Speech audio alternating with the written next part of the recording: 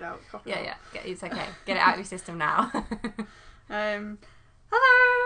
Hi. Book Dragons here. Back again. Yeah, we didn't mean for it to be so long. There's Comic-Con, which I'll get back to later. The hangover from Comic-Con, which was extensive. And then there was wedding, and then wedding hangover. Work also. Yeah. So we could keep going, but that would bore you. So apologies, we're back. Hopefully we shouldn't have too many more weeks off. No, I don't think between now and so. Christmas anyway. Fingers God, crossed. don't say it. We are not that close to Christmas yet, are we? I was going to ask what you're reading, but I think we'll come back to that. Yeah, won't we'll come back to that one. I'm still on Haunted. I'm about halfway through it somehow. Are you still going with that? Because it was causing moderate trauma last time we spoke. It's the first chapter is like the disgustingest. There's still been really horrific chapters. So there was one that made me feel really uncomfortable. Like nothing was happening that was necessarily wrong, but it basically involved with anatomically correct dolls of children. It's wrong. It's wrong. So I'm gonna leave it there. It's like really intense and gross, but it's an experience. So I was like reading this, going to bed, going, I should not have. Was that a last thing? Is that what you were reading last thing at night as well? Because that is not a book to start dreaming on. Because the chapters are short enough that I can just read one before I go to bed. It's a risky move. Yeah. Yeah. Oh, and I also started another book. I just wanted to check it out, which I'll bring up in a bit. Ooh, build that suspense. Yeah. Foreshadowing. Ooh. So we'll go on to news for now. The first thing I wanted to do, which is what I was looking at before, it's just like a fun little bit of news from Patrick Rothfuss. It's quite funny. I've seemed to have spotted him like online quite a bit, and I wish he was spending more time writing. But no, he's the author of the King Color Chronicles. So that's the first one there, Name of the Wind, and the second one is, I can't think what the second one's called. It's somewhere else. But yeah, they're really good like fantasy novels. Basically how I found out about this is that he showed up on one of the Will Wheaton shows, the tabletop YouTube channels. If you're into board games or if you like the sound of it, it's worth checking out. It's part of like Felicia Day's whole takeover of the internet and geekdom in general. We love her. Everyone does. So I kind of went, I'll check out his blog, see what's new. He's one of those people I check in on, like, when I think to check. And then he said he was announcing this interesting competition. He went, basically, I'm going on Twitter because Facebook does this really annoying thing where basically I work in social media, so it's a really boring subject. But basically, when you post something on your page in Facebook, anywhere between 15% and about 50% of your followers will see it, which means that a massive chunk of your following will not catch your posts. Helpful. Which is, so he said this is the reason why he wanted to go on Twitter, because he'd had people come up to him and go, oh hey, well, where have you been? And he's like, oh, I was just in Boston. What? I missed you, I live in Boston. So he went, right, change of tactic, I'll go on Twitter. But he thought he'd turn it into a little game. He said, "Oh, tell me more." What he then did was he enlisted the help of 5 other authors to pretend to be him. Okay. So there's like Pat Rothfuss, the real Pat Rothfuss, the fake, like all on different names, and he had to figure out who is who. Oh, that's really fun. I really like that. Apparently one of them like barely tweeted at all, and when someone else had announced this news, they kind of went, that's my guess is he's on the account that did nothing. But what I was checking there is he announced the winner, or whoever everyone guessed was the real him, and it wasn't the real him. About nice. 42% of the people thought this author was him, and they were wrong. But there was some of the competition included, which I didn't find the conclusion of. But basically, if you guessed correctly, then you'd have the chance of giving £1,000 or $1,000 to your charity of choice. Oh, so how awesome is that? Very nice of him. So yeah, but hopefully now he's revealed who he is, so you can go that you can find out which is the real him and follow him on Twitter. I would also just like to briefly point out that Emma's note to us regarding this is it's labelled as his Twitter shenanigans. I'm like, yes, yeah, any excuse to use the word shenanigans in a sentence. And my next bit of news, the reason I wanted to bring up wasn't because of the news itself, but something around it. I would not have pegged you as interested in this. Well, basically the news was that there's a Twilight box set coming out, and there was a 2-day experience. Something I can't even think what the experience was.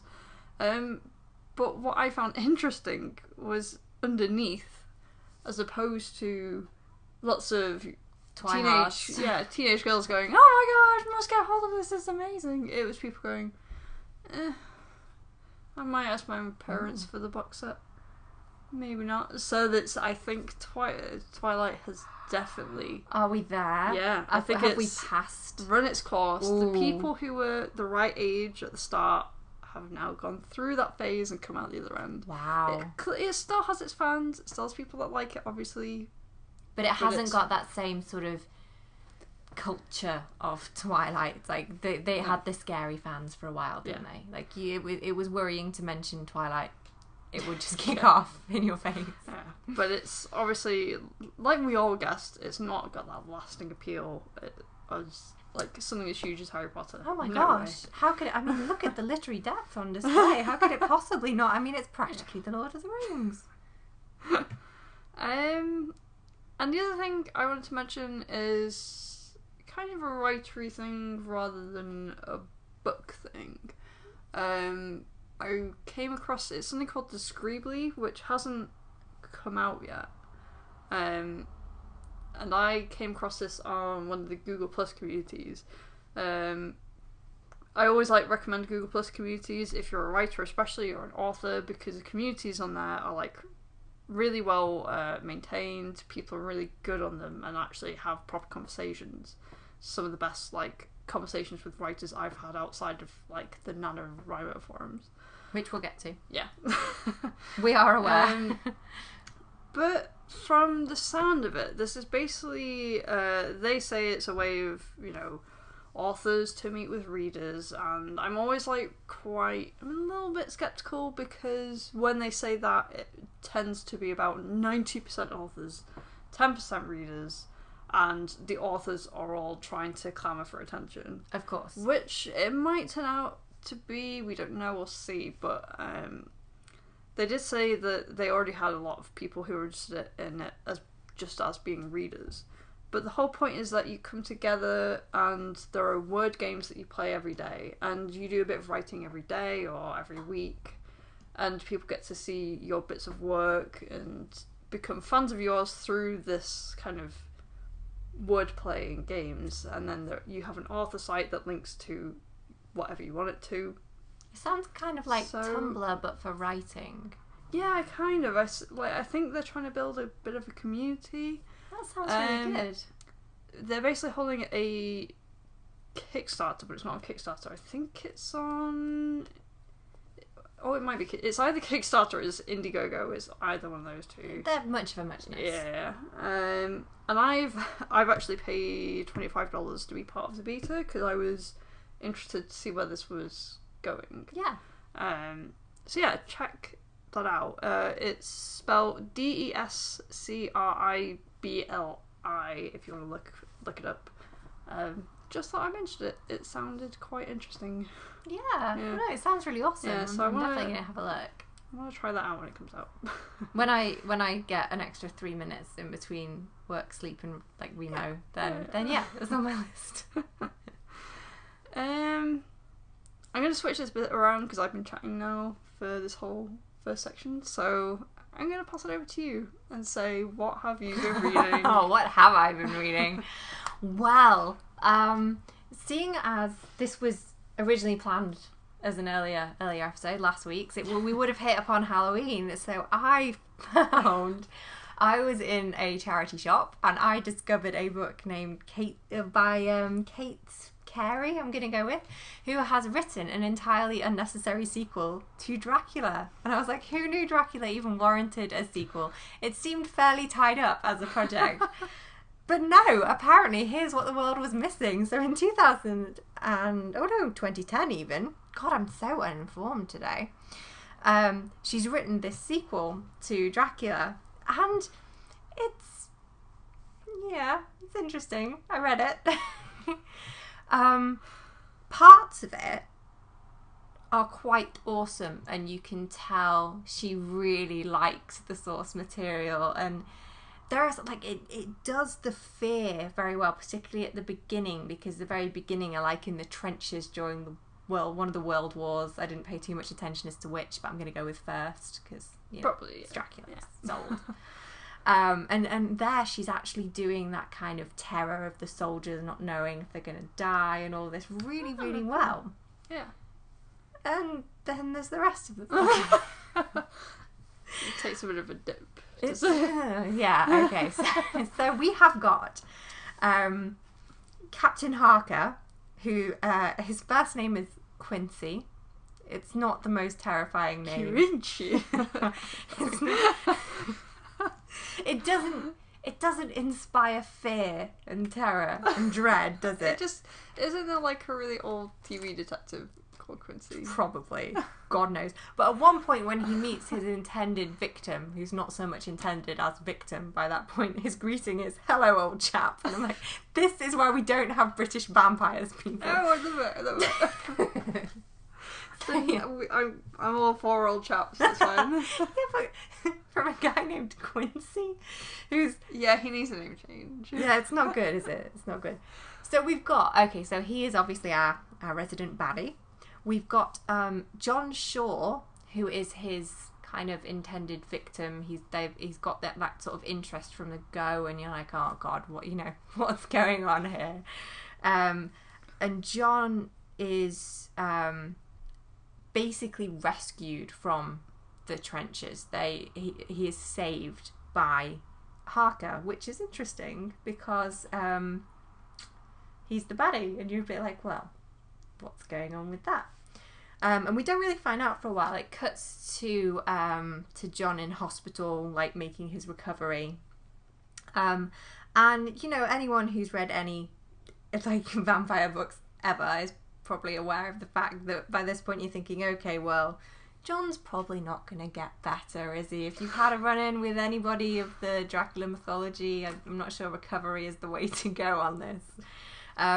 Enter his love interest, of course, because we're like 3 pages in now, and isn't it about time there was a love interest to the story? So, and I quote, she says, this is Mary, who is a volunteer at the hospital during the war. "When I look into John's face, I know he is in great need of me. I feel that I am the only one who can reach him." This is in his psychotic, rambling, hallucinatory state. Okay, this is her response. She's a volunteer. Okay, what kind of volunteer in a psychiatric hospital for wounded soldiers? So that's a whole nother level of worryingness. Is thinking, yeah, this guy right here, he needs me. Not the trained professionals, not the medical practitioners here, not even the nice men in the white coats with the drugs. No, me, untrained woman. I'm just going to reach him through the power of love, I guess. And she just like lay on top of him on the bed, like cheek to cheek. It's not quite that bad, but it ain't far off. I am your blanket. It's fine. It's a bit cooler than that. She talks him down when he's going to eat a rat at one point, which makes more sense in terms of the original book. Because, yeah, but And there's a bit where she's like really proud and she's all like, I've grown to understand his delirium. Well, how is that a good sign? If you're understanding a crazy person, does that not sort of make you a crazy person? No? No? Just me?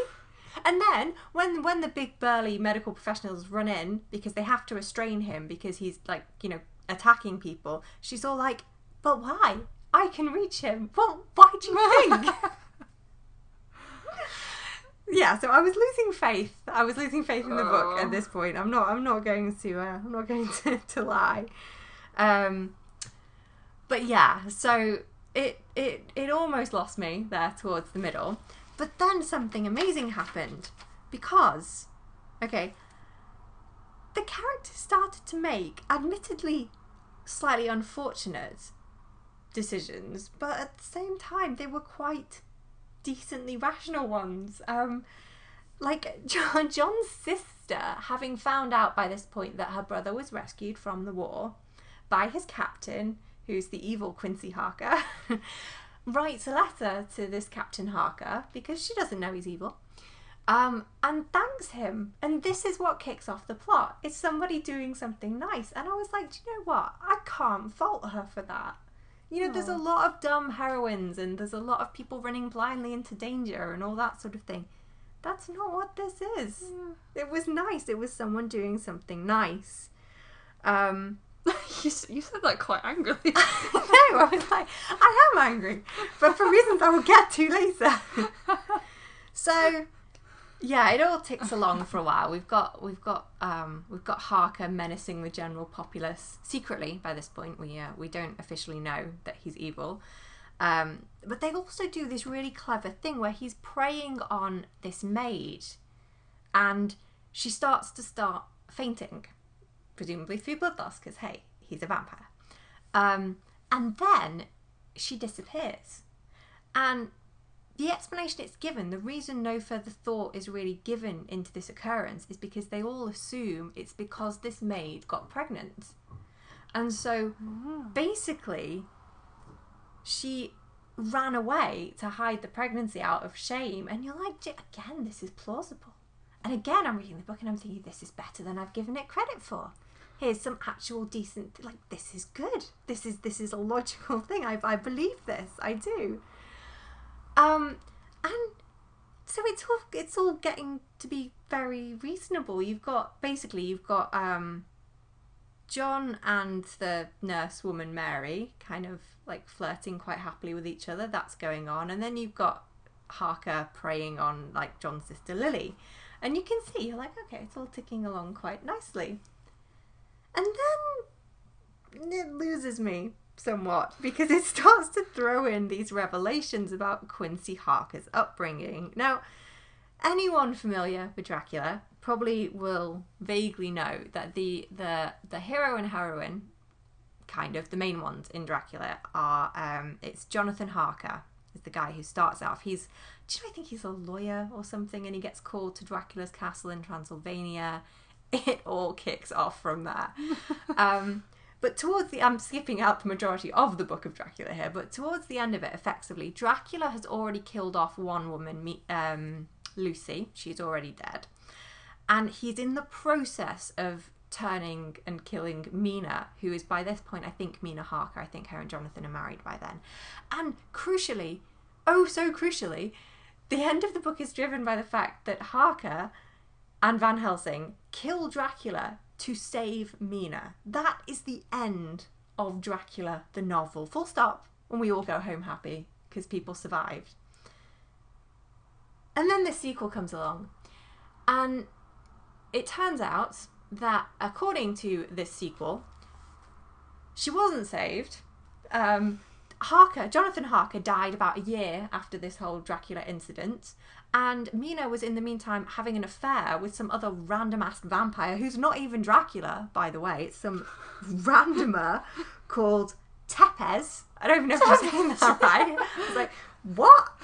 And then he's a Mexican landscaper.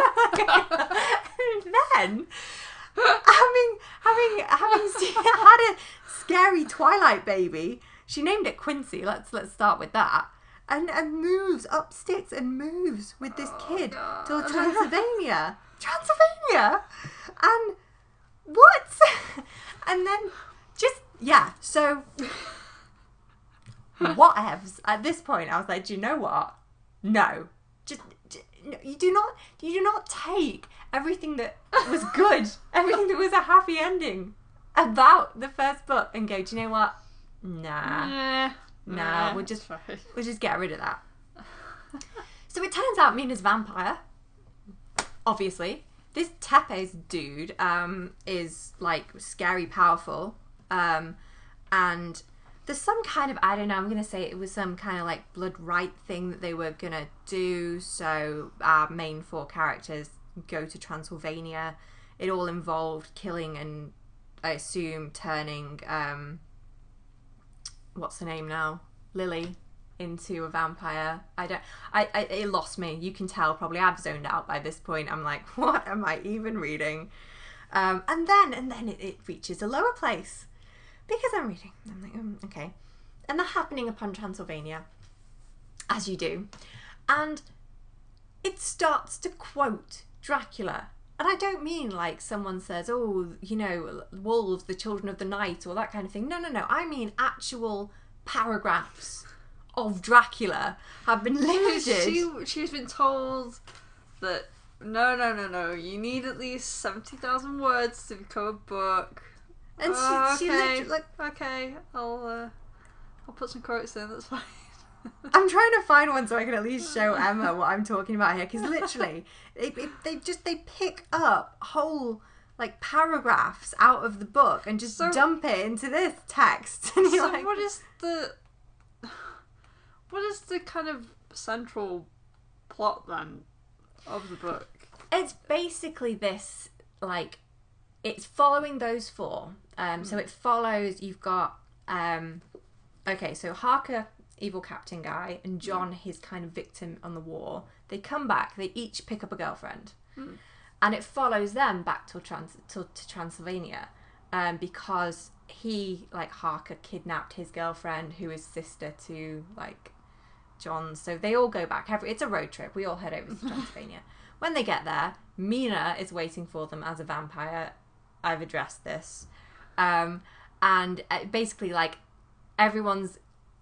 Well, they're trying to stop Lily from being killed.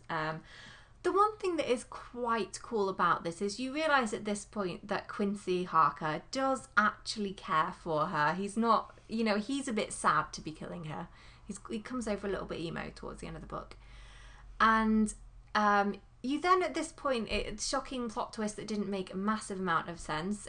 Turns out that John, who was his like victim from the start of the book, is also related to him. They're like half brothers, and so is also kind of a vampire, and is therefore also involved in this. Well, if we kill Lily, we'll like bring strength back to the line of, I guess, Vlad Dracula. I don't know. It lost me. So it removes all the main characters to Transylvania. They get locked in this castle. So you've got 2 human girls at this stage, and then you've got 2 questionable moral vampires, pretty grey, and then you've got the really evil ones, and Mina and people. And like, at no point in this do the humans really, you know, run from this situation. You've got a couple of days of the 2 humans, and at this point Lily's like kind of planning her wedding and stuff, and you're like, really? We're not gonna try and escape from the castle full of crazy vampires? No, we're not gonna do this? Well, fine. But then again, this is the weird thing about the book, is when it gets to the end, effectively, it does it quite well. It kills off a lot of people. Like, Lily sacrifices herself on her wedding day, of course, wearing her wedding dress, because that is how these things happen in the books. She commits suicide. Quincy then kind of mercy kills just about everybody. And he is then killed by Mary. So the only one who actually walks away from this is Mary. And I'm pretty sure Quincy also survived, actually, looking on it. But they basically killed everybody else. So, like, John died and Mina Harker was killed, finally. That random Tepes guy, whatever he was doing, he was dead. And see, I just like when you say the name, I just picture like Family Guy style. It's so stupid. I can't even tell you. Mexican gardener just like in the corner of Dracula's castle. It's like. But it's like, so, you know, by the end of the book, you've got Quincy who's kind of redeemed himself. Like I say, as it goes on, you realise he's not a through and through villain. He did care. So I'm okay with the fact that he gets to live. I'm like, yeah, okay, it's cool. I feel like you've probably learnt your homicidal maniac lessons here. You probably won't be doing this again. You might be over the kidnapping stage.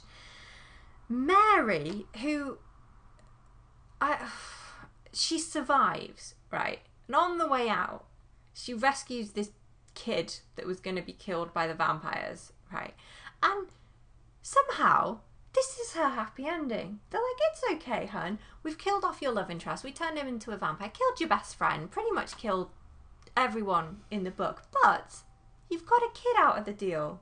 So that's okay. You know, we're not going to deal with the questionable legalities of getting a Transylvanian child back to England with her.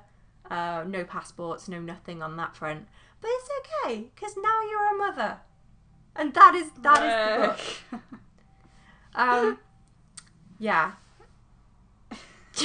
There you go. So it seems like it's one of those frustrating books that you're not allowed to just mindlessly hate.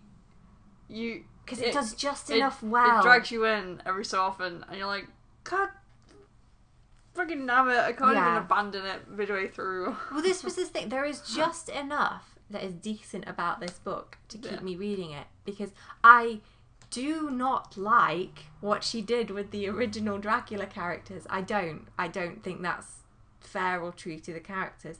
But I have to say, her new characters, the 4 that she introduces, I really like a lot of what she does there. She parallels a lot of the plot lines from Dracula with them, but then it twists around. And as I say, it's not the kind of book where people are making stupid decisions, like inviting, you know, Son of Dracula to dinner.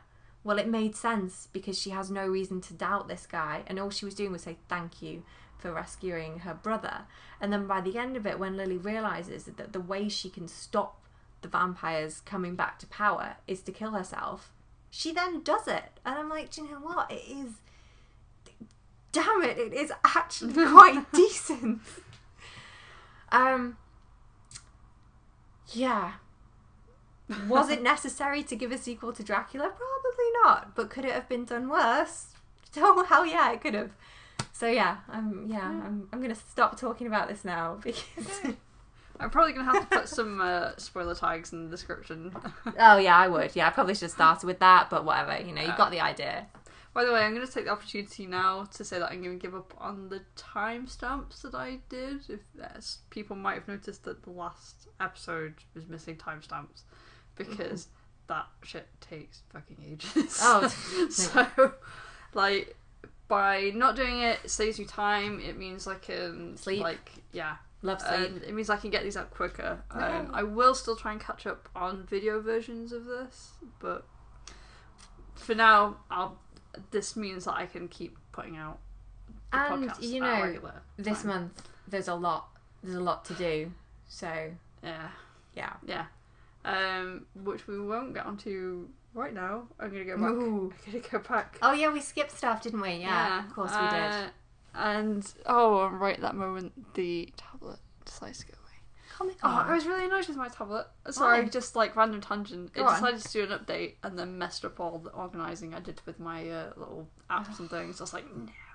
No, never trust an update, Emma. Change is bad. But since I've done that, typing on it is so much better. So I might actually be able to do it for like writing, which is what I wanted. I have bought myself a new computer keyboard. Ooh. You saw my old computer keyboard, didn't you? With its distinct lack of keys. It's one of those where you have to forget looking at it and then just try and do your automatic typing, and then you're like, I'll get that. But the moment you stop and think, it's postcodes that do it because they're not words. Yeah. Words you'll probably be fine with, but postcodes are like, right, where's the S? No. It's like, okay, well, I've hit D or possibly F there. Well, I'm close. I'm in the right ballpark. But where's that damn key got to? Yeah, I'm very happy with this new development. Cool. Comic-Con. Yeah. Yeah. So 2 weeks ago, we drove all the way down to London. You say we. Oregon. Some of us were not cool enough to go. Some of us were yeah, stuck I here. mean, like me and Jack, with him doing all the driving. And I was there as not one of the crew, but I was there as a writer, but then ended up editing video instead because they needed a video editor. Hey, don't you have a degree in that though? Yeah, Nicely so done. It came in handy, but annoyingly, I still have videos to edit, so that's like the rest of my weekend. But yeah, it was pretty cool. There's a lot going on.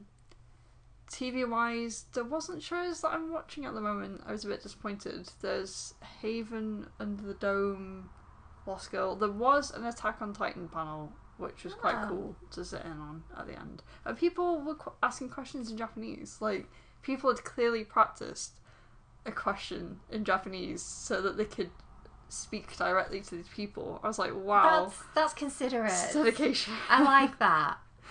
I hope it wasn't in like an embarrassing kind of way, but I think that's really... I think that's nice. I sense that the first person could speak Japanese or was Japanese, but the second person, they definitely struck me as someone who'd practiced. Oh, that's so nice. That's really, really nice. So yeah, that was pretty crazy as like cons typically are. What was your do you have highlights? Was there anything you really enjoyed or really didn't enjoy? Well, I was going to say the Comic Village. I normally love going around Comic Village.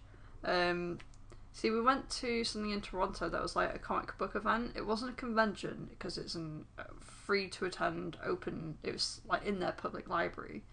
But a lot of good comic artists go, and I could have easily bought double the amount that I did. It's only because I knew I couldn't bring it all home with me that I didn't buy more. So in comparison to that, there wasn't much there. There's a lot of artists doing prints and art and illustration, and I was a bit disappointed because I'm there to get a story. I love comics. I want to try something new. Kate Ashton, I think her name is. She does something called Widdershins, and she seems to be at every convention.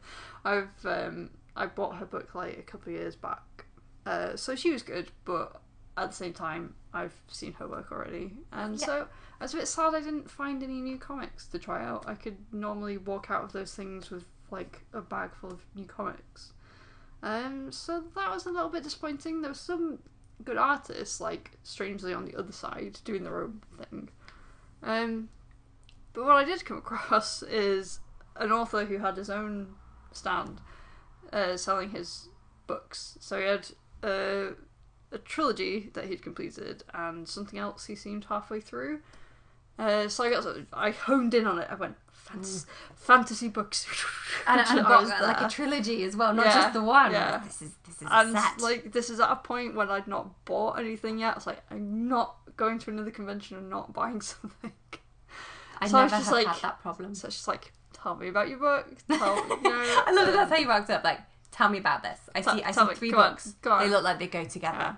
Yeah. That's one thing about cons, because obviously they're like ready to tell you about their work, and some people really sell it. That's why I bought Widdershins, because she went, steampunk, it's set in London, it's got magic in it. I was like, sold. I'll say no more. I should have probably brought it over. I was going to say, where is it? Yeah, it's there under my Kindle. Oh, cool, okay. Yeah. So the set's called Dying Star, and the first one's called Prophecy.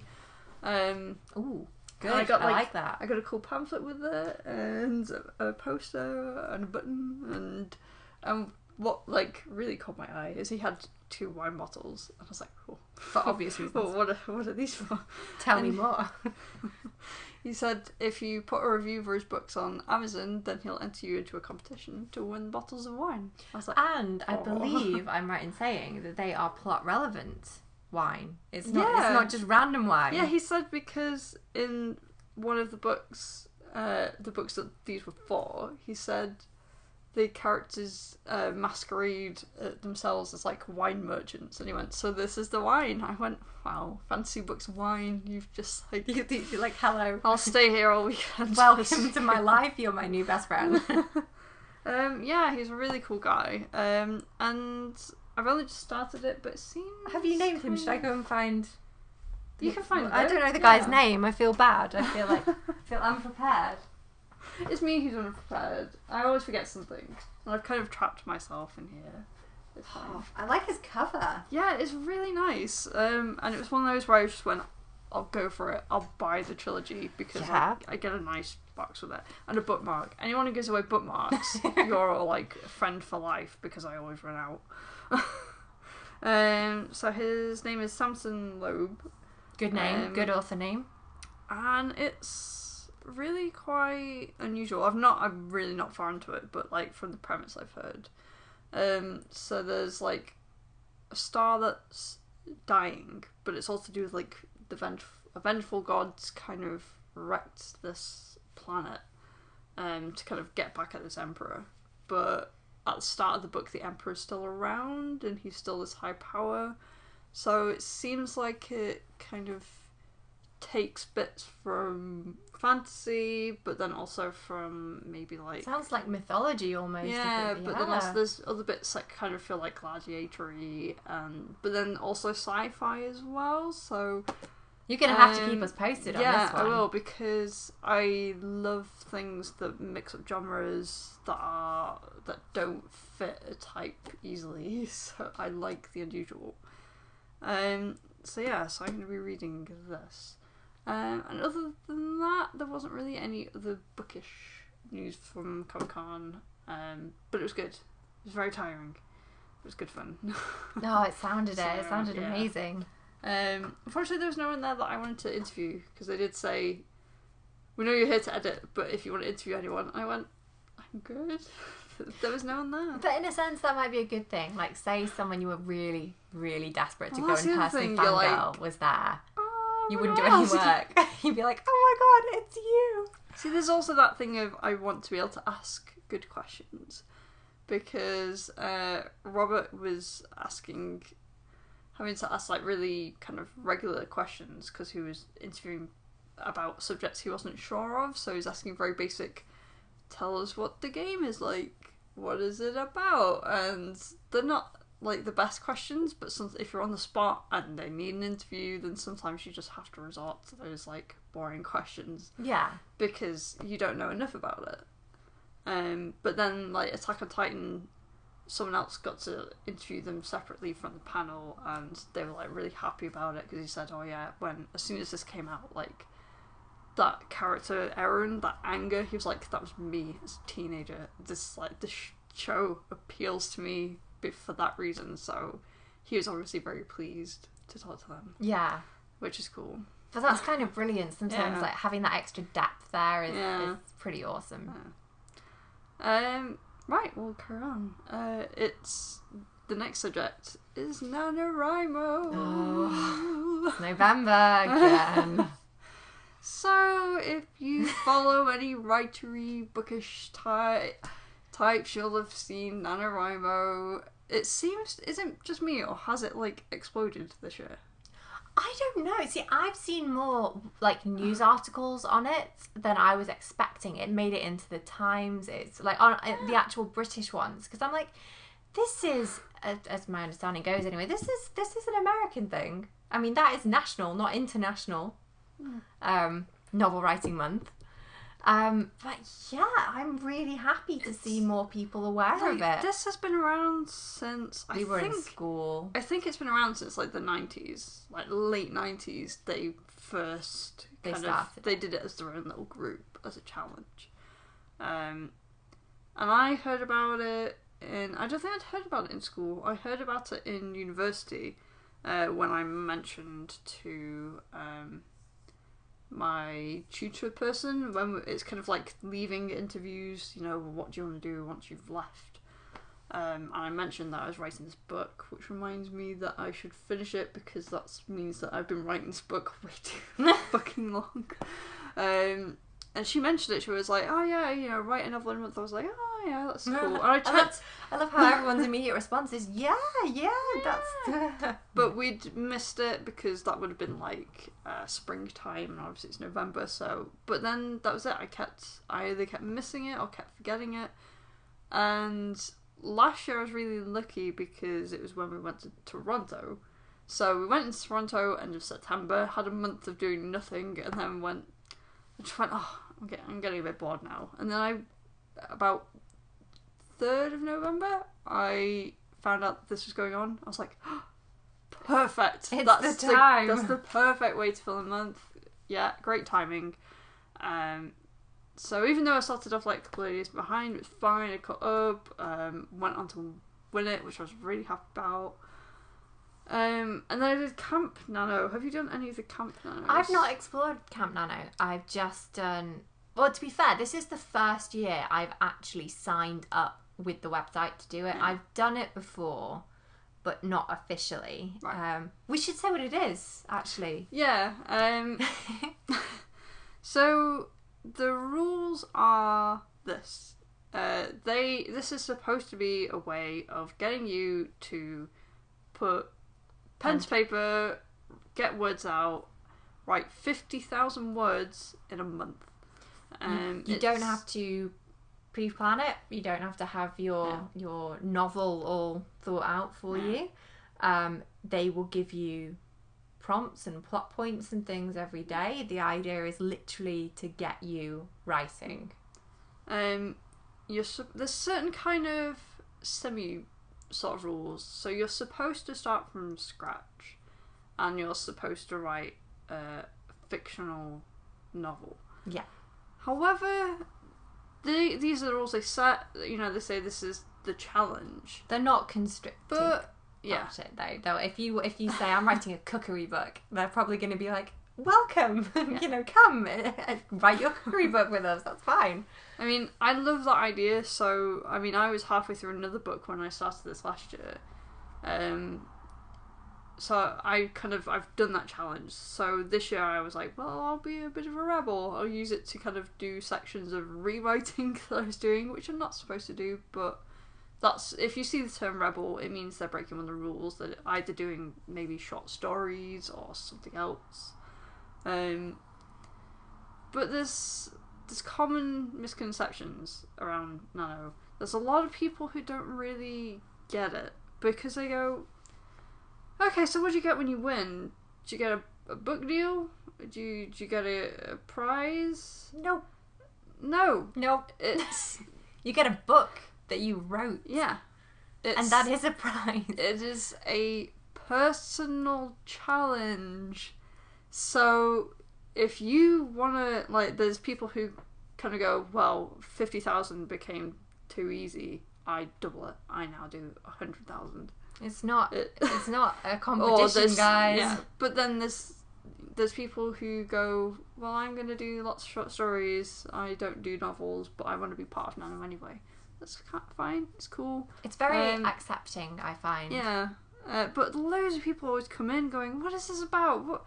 What do you win? Why do I submit? It's like, why do it if I don't win anything? It's like, it's the personal challenge. People like me really benefit from having that community. I write more during Nano. I purposely say, you know, I've been trying to get back into writing. It's kind of gone by the wayside the last couple of months. Yeah. But I purposely waited for this month because I know how good it can be at motivating me to do things I wouldn't normally do. What it does that I find annoyingly, like genuinely annoyingly good is basically it gives you the breakdown. So you're supposed to do 50,000 words over 30 days. So that's around about 1,600 words per day you need to be right. That's got to be your average. And it plots your progress on a graph, and you give me a graph. And there's a line. There is a line you should be keeping to on that graph. And every time I look in and I stare at my graph, and I'm like, I'm behind, and it angers me. And then I need to write more. I need to. But instead, I've come here and done this. I love that graph though, because that graph is what keeps me wanting to move forward. And there's a bar underneath your icon. It shows your progress, like a little loading bar, and it shows you how much you've written, because basically you don't submit your work in progress to the site. Nobody else sees that but you. You just update them with your word count. So that, I mean, I guess technically they're counting on your honesty there to keep them informed. Well, yeah, that's the other thing, because people go, oh, well, isn't it easy to cheat then? Could you not just like copy an ebook you downloaded and win? Yeah. And it's like, yeah, but you've not done anything. You've not got a book then that you wrote, it's like, have you? That's fine, but they're not going to end up with a book. So, admittedly, you get some like coupons and discounts, because NaNoWriMo has a couple of partners, so they've got Scrivener and a couple of other people going, if you're a winner, we'll give you some coupon codes and you can get some things. But one of the three things which I actually personally, if I'm ready in time, I would love to redeem, one of them, and I can't for the life of me remember who it is offering, I assume you have to publish on their site to get this, but they will print you up 2 hard copies of your novel. It's not as simple as that. I looked into it, and it's like... Because there's a couple that are doing it, and I looked at a few publish, websites. Because the way they describe it, you would think that you can go on, upload your book, ask them to print it, and then you get the printed copies, but it's not. It's you do have to put... If you're publishing through them anyway, then you get your 2 free copies. It's not as though you just say, hey, I did this, and they send you 2 books. Like, there's more to it. Yeah. But I actually like that as an incentive, as to say, well, yeah, okay, I would maybe let that website do my publication, because I don't know, there's something really awesome. Is it Create Space? Oh, it could be Create Space. That does ring a bell. Yeah. Because I had to be honest, I had a really quick look on there yesterday, and I literally just scrolled down what was on offer, because I'm a little bit behind already. So I wasn't supposed to be on there to do that, but I was looking at the prizes.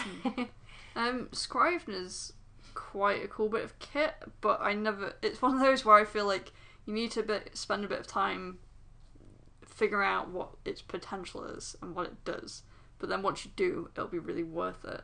Yeah. So I kind of use it sometimes, but mostly for my day-to-day writing I don't. But it's a nifty bit of software, so it's basically there to store all your information for your novel. So you input like character information, locations, you can upload like pictures and inspiration into it. You can break chapters down into scenes so that you can plot it out and see what's going on. And I did that with, I was putting in like scene descriptions for Darwin's Solution. Yeah. And it really helped to figure out like where the structure was going wrong. This takes too long to kick off, blah blah blah, and so it's quite handy.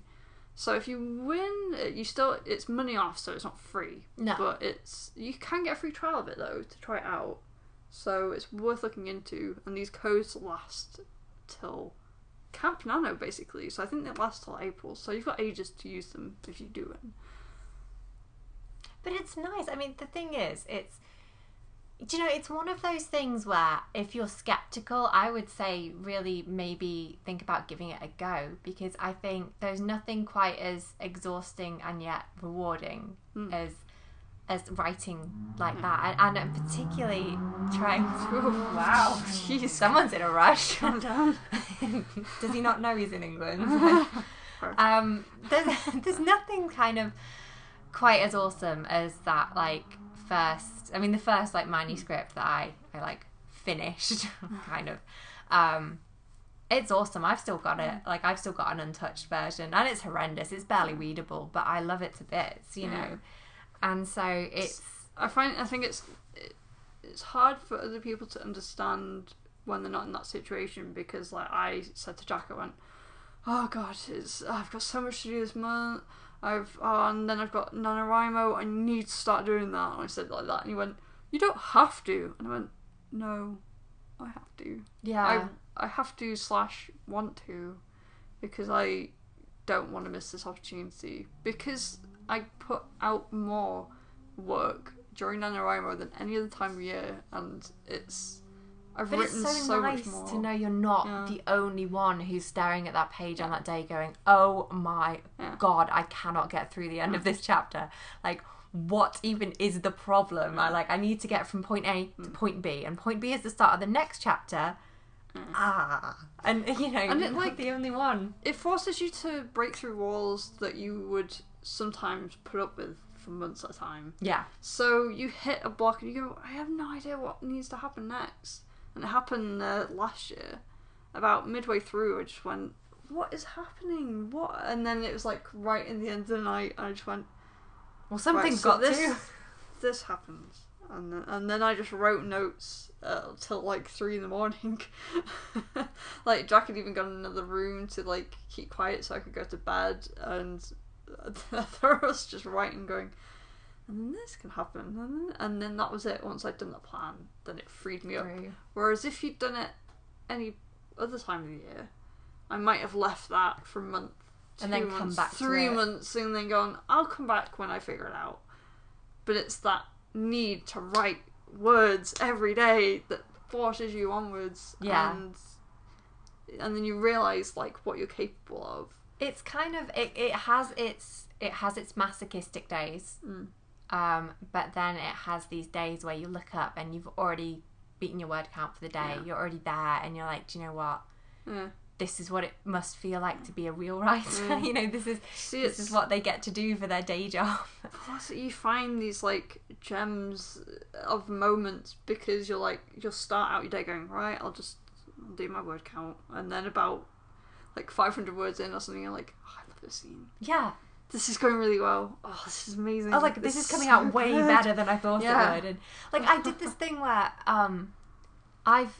what I'm doing for my Remo is I'm actually, the very first book idea I ever had, which I came up with I think when I was about 14, I'm writing it now, and I'm loving it to bits, and there's some stuff in there that is just hilariously bad, and there's other stuff in there that is really quite decent, I think, or decent enough, you know, for the purposes of Remo. And some of it, having come back to this and started writing it, and I'm like halfway through like my 3rd chapter, I'm about like 10,000 words in at the moment, and I've suddenly realised that like the continuity I have kind of built up around this as I've been writing it, and I've been writing it in a rush obviously because it's Remo, is way better than I thought it would be. It is hanging together as a whole so much more than I was expecting, and like it's just brilliant because there's a weird thing I find when even though you're writing, sometimes it's more like you're just kind of watching it happen, and so you're writing it down because that's what happened, and then you go back to it afterwards and you're like, hey, that's really cool. Yeah, exactly. You're like, what? That's awesome. I mean, in preparation for this, like I said, I was being a rebel. I was like, I might use some of this to finish off other projects or whatever. So I reread last year's, and it's quite funny to read because I started off going, oh, I really like this. Oh, this is really good. This is really good. And then it's so like, obviously as the month went on, my writing had slowly deteriorated because there was definite like a slant of going, well, this is a bit rushed, and okay, right. So I'd obviously like, what happens next? This happened, and I hadn't slowed down. It's kind of, sometimes it's just hard to tell your own pace while during the process.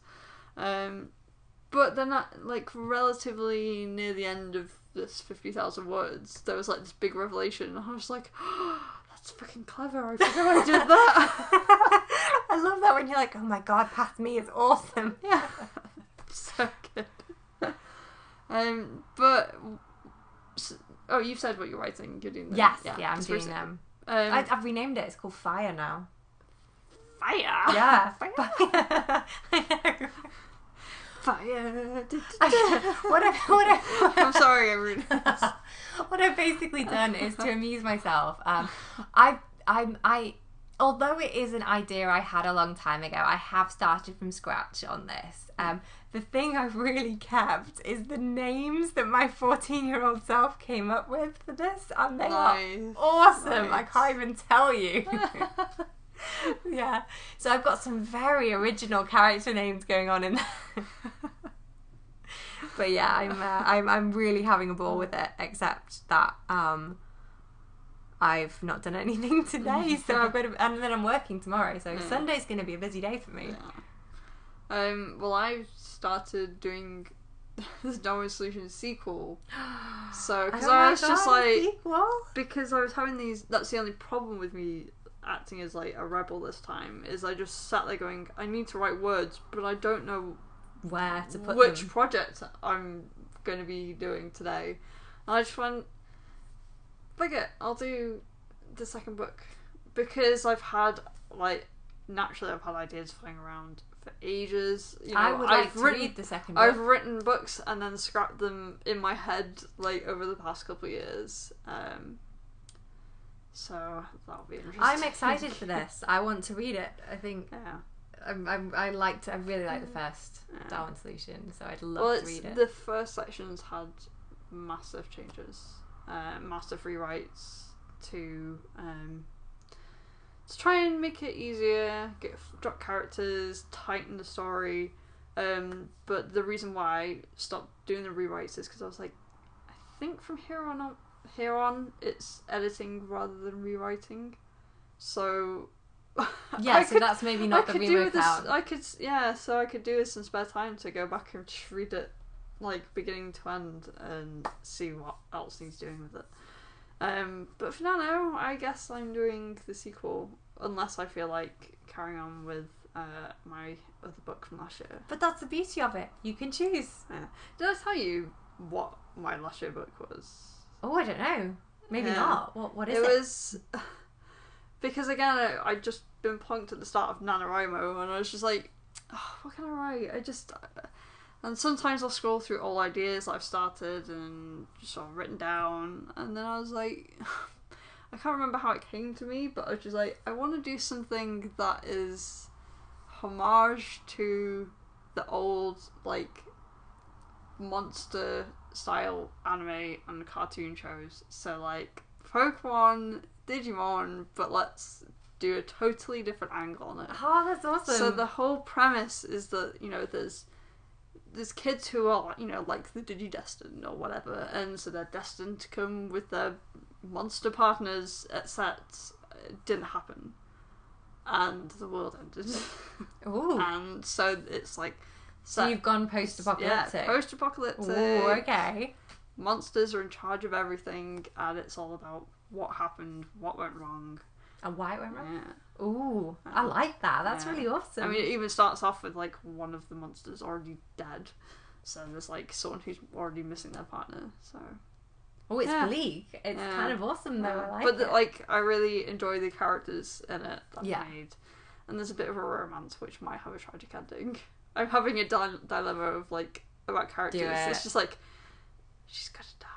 Someone's gonna die. This is the thing though, you're always so tempted to hang on to a character because you like them, and then you're like, but is it right? Is that am I holding on to him because he is awesome, or am I holding on to him because he needs to be held on to?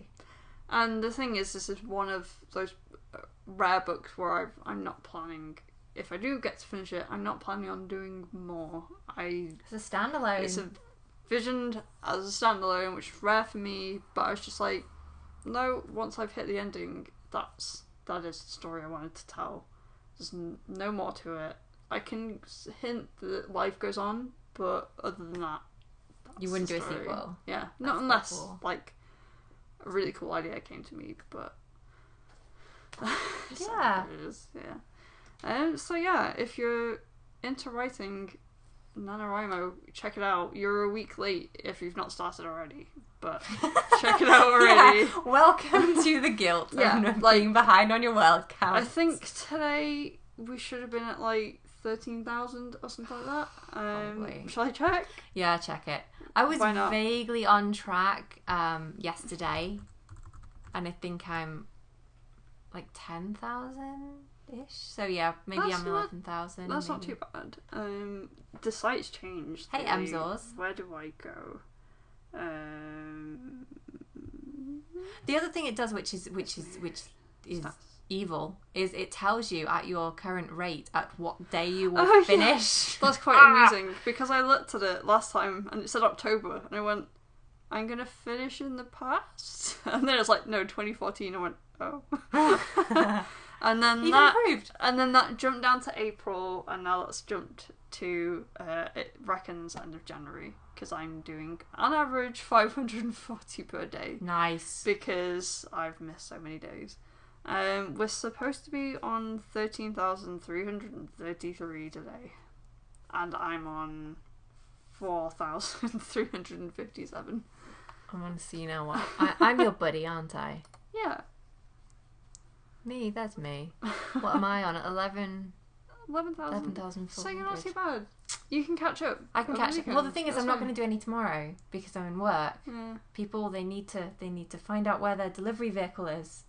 And I will need to tell them that we do not give a more specific time, only the window that's printed on their paperwork. That's my job. Stupid people. Yeah.